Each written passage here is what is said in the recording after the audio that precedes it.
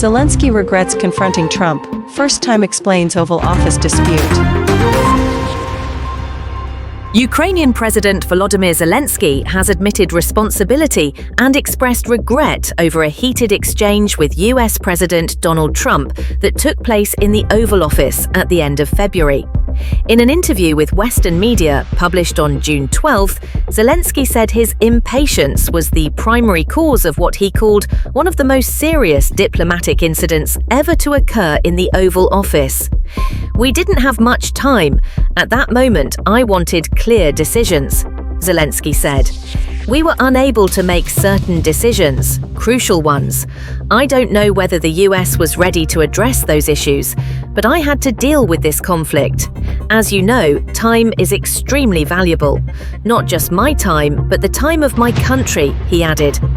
According to Politico, this marks the first time the Ukrainian president has opened up about the reasons behind the tense encounter with Trump in late February. "You've put yourself in a very bad position. And that's true. You're not in a strong place. You don't have any cards to play right now," Trump reportedly said during the February 28th meeting.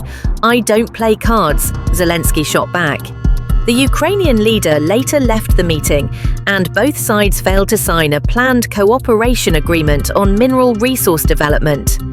In a recent interview, Ukrainian President Volodymyr Zelensky revealed that 2 months after the Oval Office incident, he had a private meeting with U.S. President Donald Trump at the Vatican, a meeting he said he preferred.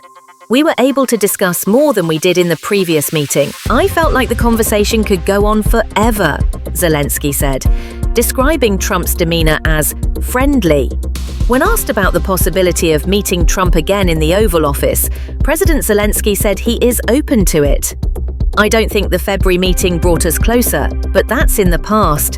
Today we must do everything we can to ensure that the next Oval Office meeting results in success for both countries," he stated, emphasizing that Ukraine's peace may depend on the outcome of his next meeting with Trump. Regarding the ongoing Russia-Ukraine conflict, Zelensky claimed that in recent weeks Russian forces have been exaggerating their battlefield progress. He urged the United States to increase sanctions in order to pressure Moscow into agreeing to a long-term ceasefire. "Sanctions are essential.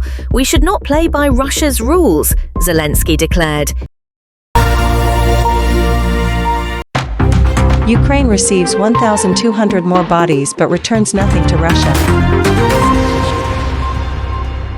Ukraine receives 1,200 bodies from Russia, returns none of Russian soldiers.